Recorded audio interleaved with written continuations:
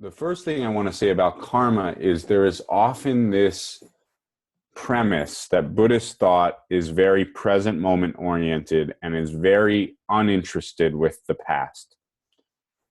This premise, I think, is based on the really clear understanding from meditation techniques and meditation masters that the only place we actually experience our life is in the present moment.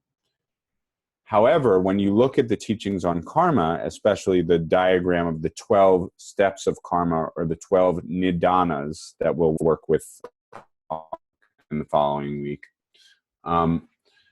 you can see that the past is incredibly important to understanding how we got to our experience right now. So this is one sort of myth that I wanted to deconstruct, which is the idea that Buddhism has no interest in the past. This was in the Shambhala tradition in the 1990s. I remember this being something teachers would say sort of haphazardly, or kind of, that Dharma was not therapy, which I agree with to a certain extent. But the reason they would often give is therapy is obsessing over the story of one's past, and meditation is all about one's present. However, in terms of the story of our past, which we're going to talk about a little later tonight and next week, there are different kinds of stories, right?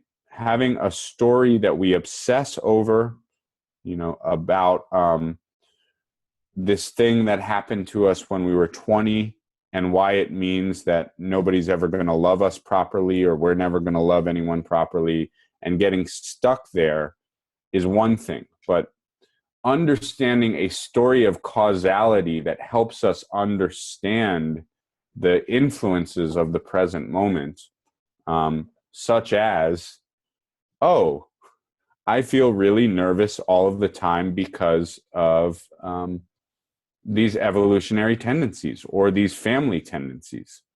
That might be really helpful the next time we actually feel panic or anxiety, to know that there's a reason, a karmic influence or a set of karmic influences in the past that make us experience that in the present moment. So this is one of the things about karma, and sometimes when it's taught in Buddhism, it's taught in a very logical, almost Vulcan way, is if you are experiencing something in the present moment, something specific, there is a set of reasons, a set of karmic influences from the past that make that experience happen. Nothing happens at random, karmically speaking.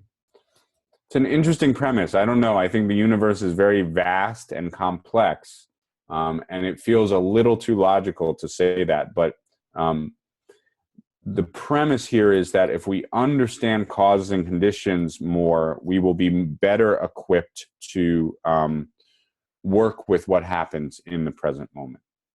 So I just want to say that it's absolutely right to say that every Buddhist meditation technique really focuses on the direct experience of the present moment. But to say that there's a disinterest in the past, we'll see when we get to the teachings on karma, the past has a big, big role for sure.